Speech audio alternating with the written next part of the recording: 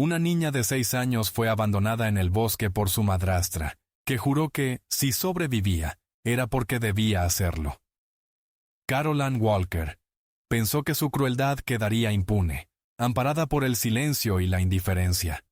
Pero el destino puso en su camino a John Daniels, un cazador comanche que escuchó más allá del llanto. Y solo escuchen cómo esa historia de abandono terminó convertida en una lección de justicia que nadie se atrevió a olvidar. El amanecer sobre Lincoln, Nuevo México, era sereno. Las montañas apenas respiraban. El viento soplaba con la suavidad de una promesa, y los cuervos guardaban un silencio inusual. Algo no encajaba. Fue entonces cuando se escuchó un llanto, corto, ahogado, como si quien lo emitía no supiera si aún tenía permiso para hacerlo. Venía desde abajo, desde una hondonada seca donde antes pasaba un arroyo. Allí, entre ramas, piedras y restos de hojas marchitas, yacía una niña, descalza, con las rodillas cubiertas de tierra, los codos llenos de rasguños, y una camiseta 2 tallas menor, rota por el cuello. Tenía 6 años, y se llamaba Emily Grace Walker. Tenía el cabello enredado, la voz apenas audible, y una expresión en el rostro que no pertenecía a una niña de su edad. Una mezcla de espera y resignación, como si ya supiera que nadie iba a buscarla. Los primeros en enterarse fueron unos excursionistas, que encontraron una pequeña mochila infantil colgada en un arbusto a medio kilómetro del camino. Dentro había un cuaderno de dibujo con corazones y flores. Una sola página estaba firmada: Emily G.W. Las noticias no tardaron. Niña posiblemente perdida en zona rural. Buscan a menor extraviada. Pero nada de eso era cierto. Emily no se perdió. Fue dejada ahí. A propósito, el SUV blanco que se alejó sin mirar atrás llevaba días sin revisión de aceite y sin lavar. Su conductora era Carol Ann Walker, esposa en segundas nupcias del padre de Emily.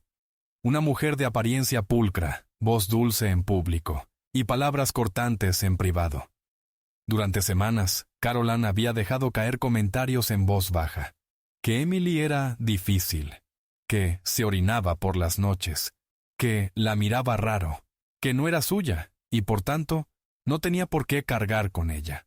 Aquel domingo, después de una discusión larga y sin testigos con su esposo, que dormía pesado tras varias botellas, Carol Ann tomó una decisión. Sacó a la niña de su cama antes del amanecer, le puso los zapatos sin calcetines y la llevó sin decir palabra por un camino forestal que conocía desde joven. No había tráfico, no había testigos, solo los primeros rayos de sol colándose entre los árboles. Detuvo el auto al borde de una curva sin nombre, la ayudó a bajar y le indicó con la mano que se sentara sobre una roca. Emily no entendía. Dios no se equivoca, Emily. Si sobrevives, es porque debías hacerlo.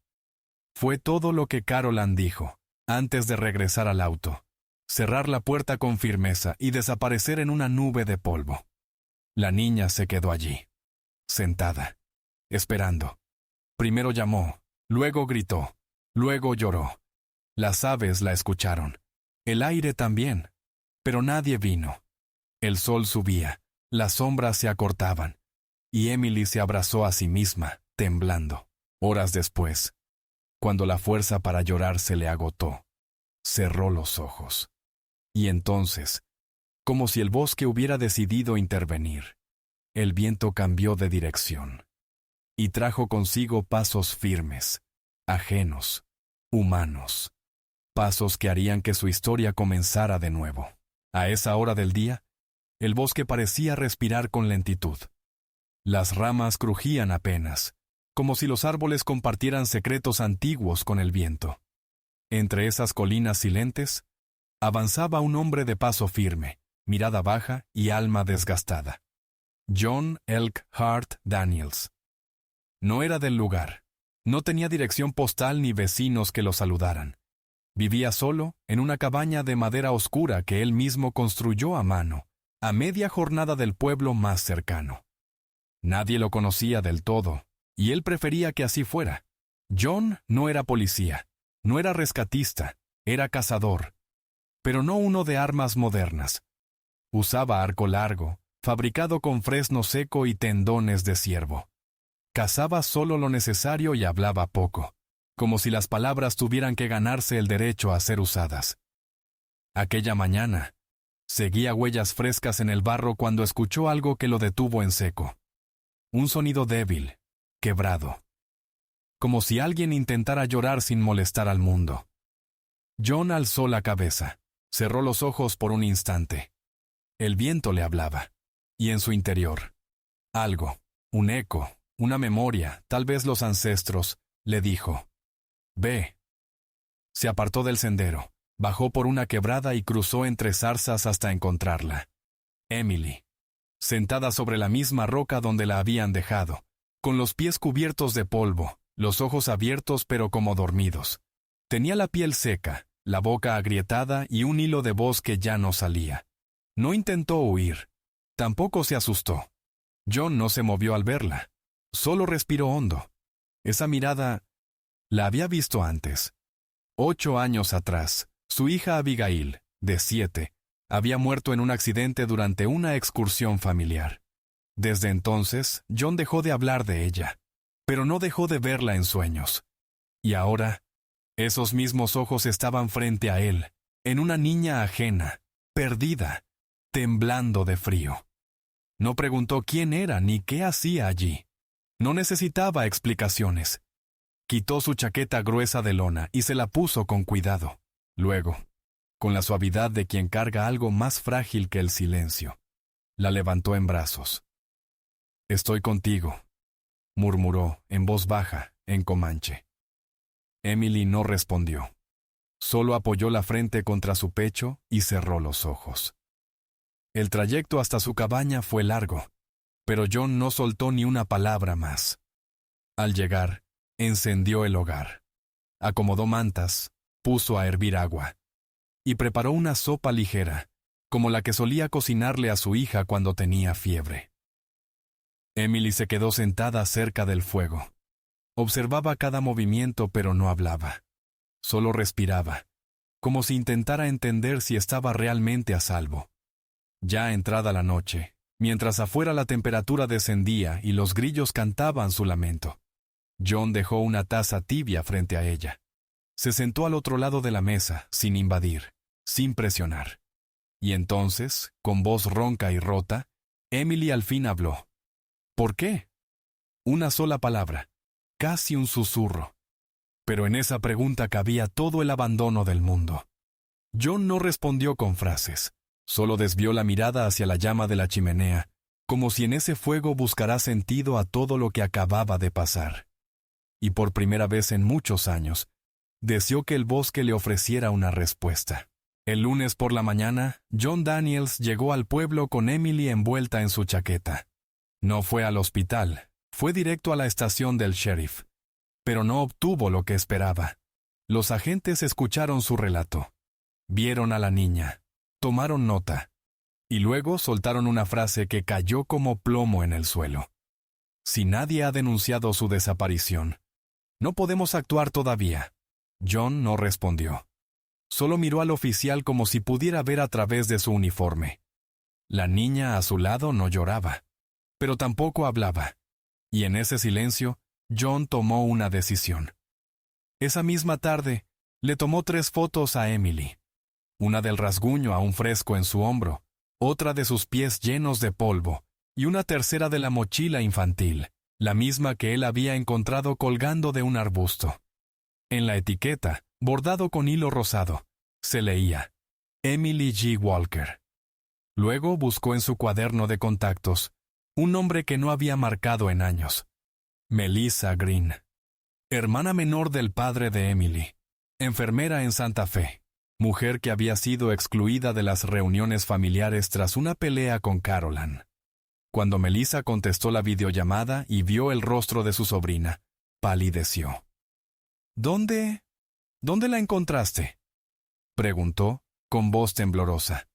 John no respondió al instante. Solo giró la cámara y le mostró las fotos. Melissa se llevó una mano a la boca. Luego se apoyó en la encimera de su cocina como si el suelo hubiera cedido. Yo lo supe. Siempre lo supe. Pero nadie me creyó. Melissa explicó que Caroline nunca quiso a Emily, que el padre, Roy Walker, había comenzado a beber más desde la boda, y que una vez, en una cena familiar, escuchó a Caroline decir en voz baja: «Si por mí fuera, esa niña ni estaría aquí». Pero hasta ese momento eran solo sospechas. Ahora había pruebas.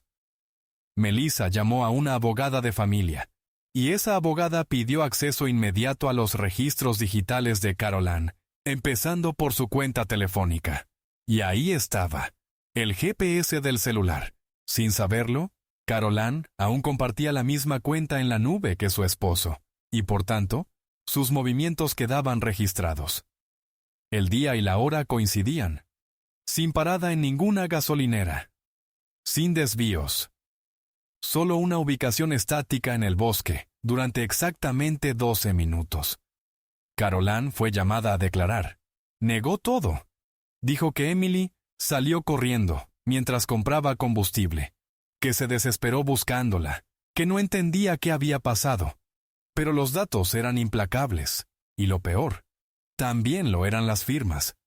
Investigando más a fondo, el abogado de la familia encontró que Roy, el padre de Emily, había firmado un poder de custodia temporal en favor de Caroline. Un documento sin notariar, fechado justo el día después de una hospitalización por intoxicación alcohólica. Roy, cuando fue citado, apenas recordaba haber firmado algo. El caso estalló. La prensa local recogió el testimonio de Melissa. Las redes sociales difundieron las fotos, y lo que al principio parecía una desaparición, pronto se convirtió en algo más grande. Una traición familiar envuelta en silencio, omisión y abandono. El sheriff del condado, hasta entonces prudente, rompió su neutralidad.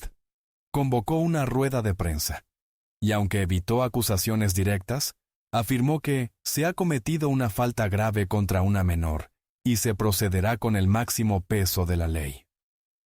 Cuando se fijó la fecha de la audiencia, John no sabía si debía asistir. Pero Emily lo tomó de la mano y le dijo, por primera vez con claridad: «Quiero ir contigo». Ese día, en el tribunal, no hablaron mucho. La jueza pidió que se presentaran las evidencias. La abogada de Melissa mostró los registros. El fiscal leyó el testimonio de John. Y cuando le preguntaron a Emily si quería decir algo, ella no habló. Solo sacó de su mochila un dibujo. En él se veía un bosque, una cabaña, un hombre con un arco, y una niña junto a un ciervo. John no lloró. Pero su mirada lo dijo todo. La jueza tardó apenas 3 minutos. Su voz fue firme, sin lugar a dudas. La menor queda bajo custodia de emergencia, y se inician cargos formales por abandono agravado. En ese momento, el silencio que había envuelto todo el caso se rompió, y la ira contenida de todos los que sí se atrevieron a mirar se transformó en justicia. El tribunal dictó sentencia sin titubeos. Caroline Walker fue condenada a 9 años de prisión por negligencia infantil agravada y abandono con intención de causar daño, sin opción de fianza anticipada, sin suavización del cargo. Su rostro, siempre tan contenido y seguro, apenas se movió al escuchar el veredicto. Pero en la sala, los murmullos eran de alivio, como si la verdad, por fin, hubiera gritado más fuerte que las excusas. Roy Walker, el padre de Emily, no opuso resistencia. Para ese entonces, ya había perdido más de lo que entendía. El tribunal declaró que no solo perdía la custodia, perdía también todo derecho legal sobre su hija, incluyendo el uso de su apellido. A partir de ese día, ella no sería más Emily Walker, solo Emily Grace. Melissa, su tía, la adoptó legalmente meses después. La casa de Melissa en Santa Fe se transformó en un refugio, cálido, estructurado, con una pequeña habitación decorada con los dibujos que Emily solía hacer en silencio, antes de dormir. Pero aunque la ciudad ofrecía comodidad, era en el bosque donde Emily se sentía viva. Cada fin de semana tomaba el autobús con Melissa hasta un punto acordado en las afueras, donde John Daniels la esperaba con su viejo camión. Sin palabras, sin preguntas. Solo una sonrisa leve y una manta doblada en el asiento del copiloto. En la cabaña, Emily aprendió a moverse como parte del paisaje. John le enseñó a reconocer huellas en la tierra húmeda, a tallar figuras en madera usando solo sus manos y paciencia, a identificar el canto de los cuervos, la dirección del viento, la sabiduría en el silencio. Poco a poco, Emily fue cambiando. No olvidando, pero transformando el peso de su pasado en algo más fuerte que el miedo. Un día, John la encontró hablando en comanche con un conejo de madera que había tallado sola. «¿Qué le estás diciendo?», preguntó con una sonrisa apenas visible. «Que ya no estoy sola», respondió ella, sin levantar la mirada. La gente del pueblo empezó a notar. Veían a la niña de los periódicos, la que sobrevivió, la que fue hallada por un hombre del bosque, caminando con seguridad en ferias escolares, ganando concursos de dibujo, recitando poemas en eventos comunitarios. Cuando alguien le preguntó a Melissa por qué una niña tan prometedora pasaba tanto tiempo con un cazador solitario, ella solo sonreía. Pero cuando la misma pregunta se la hicieron a John, él respondió con una frase que nadie olvidó. «Porque el bosque nunca deja morir a los suyos». Y esa verdad, dicha con voz pausada, se volvió ley entre quienes conocían su historia. Emily tiene ahora 12 años, habla inglés, español y comanche, sigue dibujando. Pero ya no dibuja sombras, dibuja esperanza, raíces, cicatrices que florecen. Guarda su mochila vieja en una caja de madera, como recuerdo, no por dolor, sino como señal de todo lo que venció. Y aunque el recuerdo de aquel amanecer nunca se borrará del todo, tampoco lo hará el momento en que alguien, por fin, decidió que ella merecía vivir.